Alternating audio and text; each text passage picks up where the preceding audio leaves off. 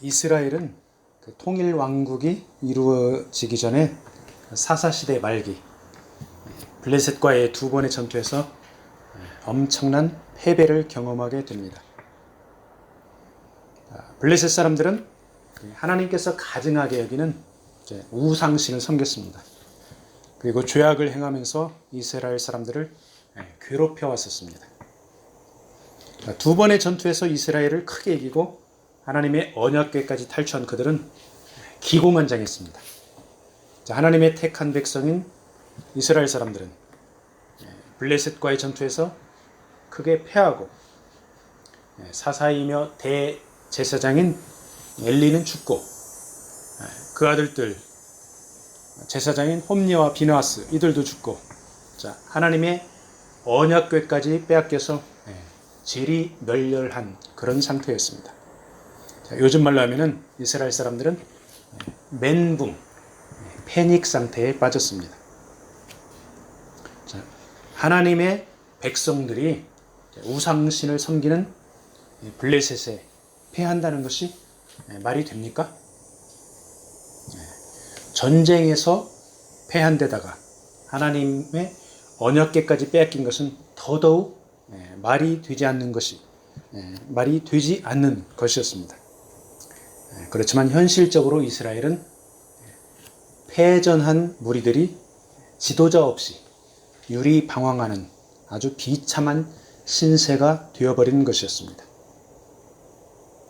이스라엘이 블레셋과의 전투에서 패배한 원인을 찾아보면 이스라엘 사람들은 하나님을 떠나 죄악을 범하고 종교 지도자들인 홈니와 비느하스는 하나님을 멸시하는 행동을 했기 때문이었습니다. 즉 하나님께서는 택한 백성 이스라엘 사람들을 징계하기 위해 블레셋 사람들을 채찍으로 들어쓰셨음을 알 수 있습니다. 하나님 나라의 백성들이 지독한 고난을 겪을 때 그 원인 중에 하나가 범죄함으로 인한 하나님의 징계일 수가 있다는 것입니다.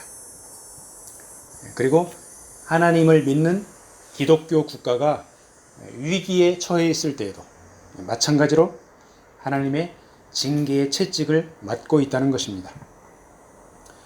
그래서 개인이건 국가이건 하나님을 떠나 죄 가운데 살면서 위기가 닥치면 그 해결책은 바로 신속하게 죄를 회개하고 하나님께 돌아와야 한다는 것입니다.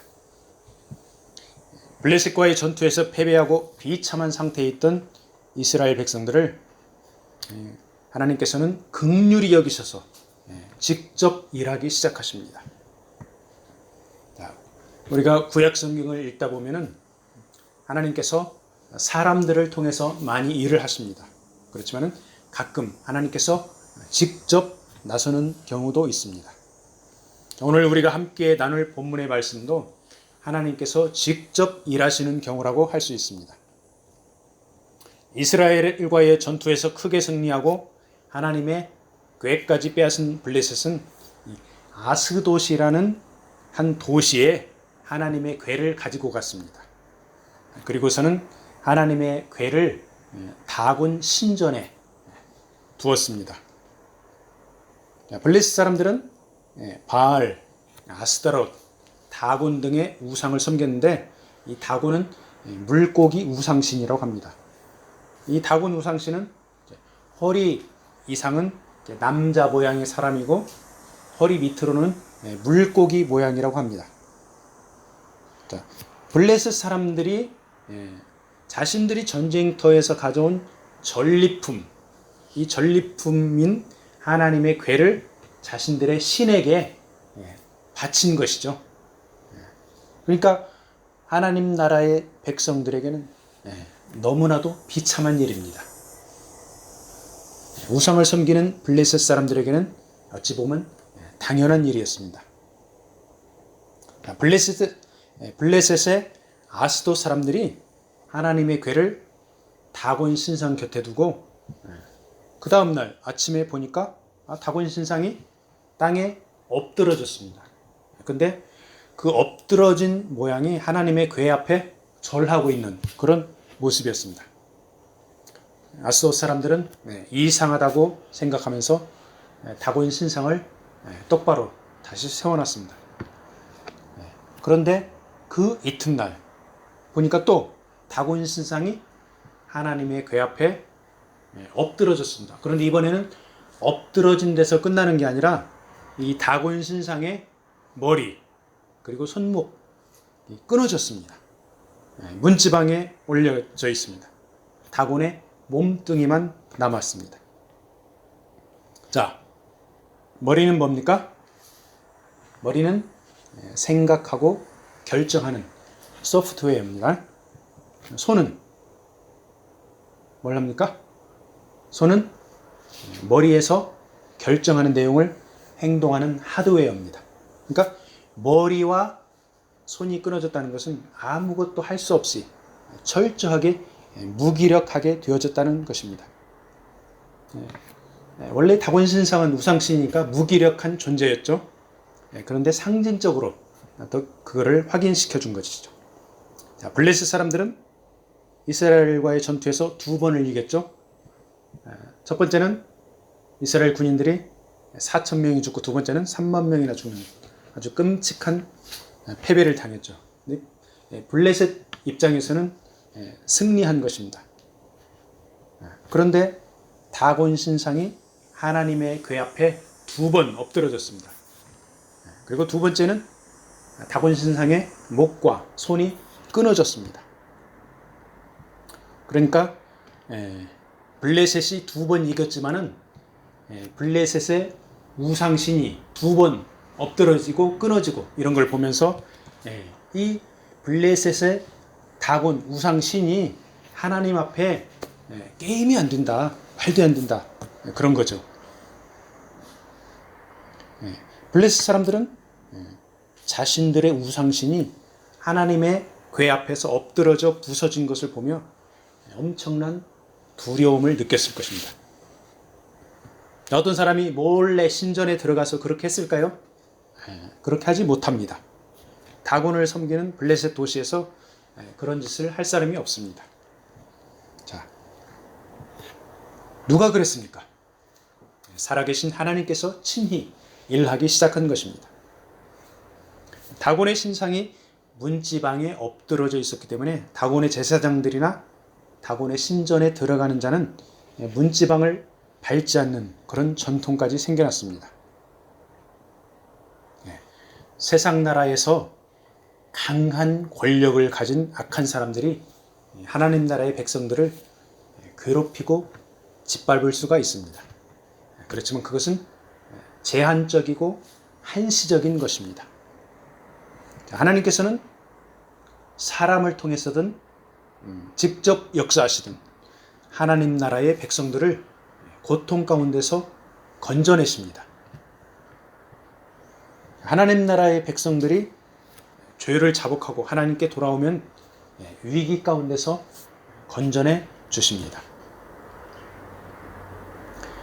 다곤 신상이 하나님의 궤 앞에 엎드려져 깨어진 것은 하나님의 일하심의 시작이었습니다. 곧 이어서 하나님의 손이 아스돗 사람들에게 엄중하게 임하여 그들은 독종의 재앙으로 고통을 받게 됩니다. 하나님의 손은 권세와 능력을 의인화한 표현입니다. 그러니까 우리 사람들이 이해를 돕기 위한 그런 표현이죠. 하나님의 손이라는 표현을 많이 쓰고 그 다음에 하나님의 얼굴을 구하라는 그런 표현도 쓰입니다. 자, 하나님의 얼굴 역시 의인화한 표현입니다. 그러니까 하나님이 주시는 선물이나 축복보다 하나님 자신을 더 구하라 이런 말씀이죠. 쉽게 예를 들자면은 자, 아이들이 부모님이 주는 선물보다 부모님을 더 좋아할 때 이것이 바로 하나님의 얼굴을 구하는 삶과 비슷하다는 것입니다. 본문 6절에서는 이와는 차원이 좀 다르죠. 자, 하나님의 손, 하나님의 권세와 능력이 블레셋 사람들을 심판한다는 그런 말씀입니다.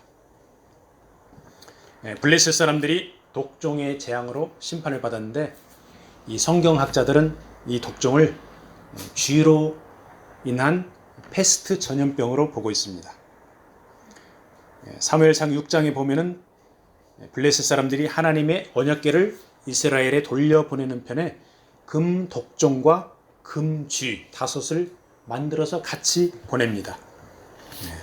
이로 보건대 그들은 쥐를 통한 패스트 전염병으로 심판을 받았던 것으로 보입니다. 자, 블레셋의 아스돗 사람들 난리가 났습니다.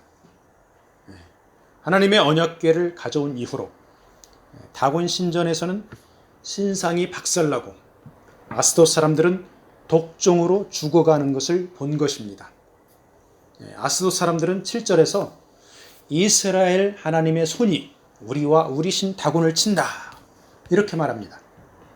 그러니까 그 당시의 사태를 정확하게 아주 파악을 했습니다. 그러한 모든 전염병과 재앙, 그 다음에 다곤 신상이 부러진 것, 이런 것들이 모두 하나님께서 블레셋을 친다 이렇게 정확하게 인식을 한 것이죠. 그래서 그 위기 상황을 해결하기 위해서 그들이 방백들이 모여가지고 회의를 해서 해결책을 제시를 합니다. 그렇지만 그 방법이 미봉책이었습니다. 바람직스럽지 못한 방법을 생각해냈습니다. 자, 블레셋의 아스돗 사람들은 이스라엘의 하나님 앞에 통회자복하고 나와야 했습니다. 그렇지만 그들은 그렇게 하지 않았습니다. 하나님 앞에 회개하지 않았습니다. 자, 그들이 취한 행동은 하나님의 언약궤를 아스돗에서 옮겨서 다른 곳으로 떠나 보내는 것이었습니다. 블레셋 사람들은 자신들의 우상신을 놓지 않았습니다. 하나님 앞에 나오지도 못했습니다. 목이 부러지고 손목이 끊어진 자신들의 우상신 다곤을 놓지 못하고 대신에 하나님의 언약궤를 다른 데로 옮겨버리는 그런 우를 범했습니다. 이런 것들을 우리들한테 적용해 볼 수가 있습니다. 우리가 놓지 못하는 우상신들이 무엇이 있습니까? 여러 가지가 있죠. 우리가 사는 이 도시 토론토의 저쪽에 가면은 그 우드바인이라는 곳이 있습니다. 저쪽 서쪽에 공항 근처에. 그리고 나이아가라라는 데 있습니다. 우드바인과 나이아가라에 가면은 이 카지노가 있습니다. 아는 분 한 분이 한 달 전에 여기를 갔다 왔다고 하면서 이야기를 해주더라고요. 주말에 우드바인 카지노에 가서 6시간 동안 해가지고 1,500불 잃고 왔다고 합니다. 일반 노동자가 2주 동안 뼈 빠지게 일해야 1,500불을 벌 수가 있습니다. 그런데 그런 돈을 카지노에 세금이라고 하면서 갖다 바쳤다고 이렇게 표현을 합니다. 그러니까 더 많은 돈을 단기간에 얻으려고 했다가 오히려 잃은 것이고, 그리고 이런 일이 주기적으로 반복이 됩니다. 목 부러진 다곤 우상신을 놓지 못하는 것과 마찬가지로 수많은 사람들이 분화로 포장된 이 도박의 중독성, 이 도박을 내려놓지 못하고 있습니다. 세상에 많은 사람들이, 심지어는 믿는 사람들도 세상의 헛된 가치관이나 사행심, 거짓된 철학을 붙들고 놓지를 못하고 있습니다. 목이 부러지고 손이 끊어진 다곤 신상과는 과감히 결별을 해야 합니다. 갖다가 쓰레기통에 쳐넣어야 됩니다. 하나님의 언약궤를 다른 데로 보낼 것이 아니라 그 언약궤를 통해 일하시는 하나님을 갈망해야 합니다. 하나님의 언약궤로 인해서 공포에 질린 아스돗 사람들이 언약궤를 블레셋의 다른 도시인 가드로 옮겨 보냅니다. 그러자 가드 사람들 역시 독한 종기로 인해서 고통을 겪게 됩니다. 가드에서도 하나님께서 친히 일하신 것입니다. 가드 사람들은 어떻게 했습니까? 그들도 또한 회개하지 않고 하나님의 궤를 블레셋의 다른 도시 에그론으로 보냅니다. 자, 하나님의 괴가 에그론에 이르자 그들 역시 공포에 휩싸여 부르짖으면서 난리가 났습니다. 이렇게 하나님의 괴를 옮겨 간 곳마다 독점으로 인해서 사람들이 죽고 환난을 당합니다. 그들이 부르짖음이 하늘에까지 사무쳤습니다. 그러나 그 부르짖음은 통회자복하는 회개의 부르짖음이 아니었습니다. 독점으로 인한 환난과 고통의 부르짖음이었고, 그들은 자신들의 우상신을 놓지 않고 하나님의 언약궤를 이스라엘로 돌려보낼 계획만을 세우게 됩니다. 자, 오늘날 예수 그리스도의 생명의 복음은 거의 전 세계에 증거되고 있습니다. 길이요 진리요 생명이신 예수 그리스도를 영접하고 구원을 받는 기회가 모든 사람에게 주어진 것입니다. 그런데 그 생명의 복음을 받아들이지 않고 외면하는 사람들이 얼마나 많습니까? 이 생명의 복음은 어찌 보면 가정과 사회와 국가의 질서를 깨뜨리는 것처럼 보일 때도 있습니다. 이 생명의 복음은 죄를 드러내고 희생과 헌신을 요구하고 사랑을 베풀어야 하는 그런 부담이 있습니다. 예수 그리스도 생명의 복음을 받아들이지 못하면 하나님의 심판에 대한 공포에 휩싸일 수밖에 없습니다. 결국 생명의 복음 예수 그리스도를 받아들이면 근본적인 문제 해결이 됩니다. 인생길에서 생기는 각종 문제를 임시적으로 해결하는 것을 미봉책이라고 합니다. 미봉책은 일시적이고 제한적입니다. 블레셋 사람들이 회개하고 하나님의 언약궤를 보냈으면 구원의 길이 보였는데 그렇지 못한 것이 너무나도 안타깝습니다. 예수 그리스도를 믿는 생명의 복음이 매우 부담스럽고 대가를 치르는 것이더라도 그 길은 우리가 가야 할 진리의 길입니다. 하나님의 심판의 손이 우리에게 임할 때 우리는 피하려고 하기보다 죄를 자복하고 애통하는 심령으로 주님 앞에 엎드리면 그 길이 바로 생명의 길인 줄로 믿습니다. 하나님의 교회는 블레셋에 7달 동안 있었습니다.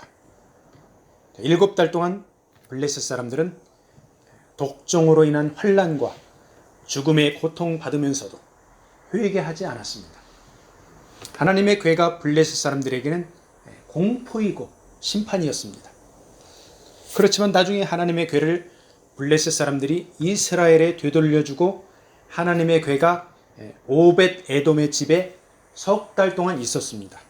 하나님께서는 오벳 에돔의 가정에 큰 복을 내려주셨습니다. 하나님의 괴는 동일한데 어떤 곳에서는 전염병이 임하고 어떤 곳에는 큰 복이 임합니다. 하나님을 두려워하면서도 우상신을 놓지 못하고 계속 죄를 저지르면 하나님의 심판을 피할 길이 없습니다. 하나님을 두려워하면서 그 하나님께로 가는 유일한 길, 예수 그리스도를 영접하고 죄에서 돌이키면 하나님이 주시는 축복을 누리게 됩니다. 하나님을 향한 거룩한 두려움은 죄를 지음으로 인한 공포와 심판의 두려움과는 차원이 다릅니다. 하나님을 향한 거룩한 두려움은 예수 그리스도의 사랑과 맞닿아 있습니다. 주님의 사랑이 우리 안에 있으면 공포로 인한 부정적인 두려움이 사라지게 됩니다. 그래서 사랑의 사도 요한은 사랑 안에 두려움이 없다 이렇게 외치고 있습니다. 요한일서 4장 18절을 읽어드리겠습니다. 사랑 안에 두려움이 없고 온전한 사랑이 두려움을 내어 쫓나니 두려움에는 형벌이 있음이라. 두려워하는 자는 사랑 안에서 온전히 이루지 못하였느니라. 여러분과 저는 예수 그리스도 안에서 부정적인 두려움을 극복하고 온전한 사랑을 나누어 주기를 축복합니다. 오늘 말씀을 마무리하겠습니다. 이스라엘 백성들은 블레셋과의 전투에서 패하고 3만 명 이상이 전사하고 하나님의 언약궤는 빼앗기고 지도자도 죽은 상황, 그야말로 총체적인 난국에 빠졌습니다. 이스라엘 백성들이 자력으로 그 위기 상황을 빠져나올 수 없는 절망적인 상황이었습니다. 이 위기의 상황에 하나님께서는 친히 일하시어 블레셋 사람들을 심판하십니다.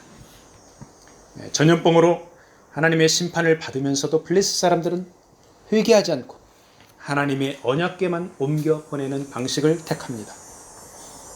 그리하여 이스라엘 백성들이 회개하고 하나님 앞에 돌아올 기회가 주어집니다. 이스라엘 백성들을 하나님 앞으로 인도하는 인물이 바로 사무엘입니다. 우리 인간의 눈으로 보기에 아무리 위기 상황이라도 하나님께서는 새로운 길을 준비하고 계십니다. 하나님께서 친히 일하기도 하시고 사무엘 같은 인물을 훈련시키기도 하시면서 하나님 나라를 세워가십니다. 우리 각자의 개인의 상황이나 가정의 상황, 우리 사회나 국가의 형편이 절망적으로 보일 때, 그때가 바로 하나님께서 주시는 새로운 기회의 시간입니다. 우리는 각자의 헛된 가치관이나 거짓 철학을 내려놓고 예수 그리스도 생명의 복음을 붙들고 하나님 앞에 겸비하게 엎드려야 하겠습니다. 하나님의 방법으로 우리 각자를 통해 하나님 나라가 세워져 가기를 소망하고 동참하기를 축복합니다. 아멘.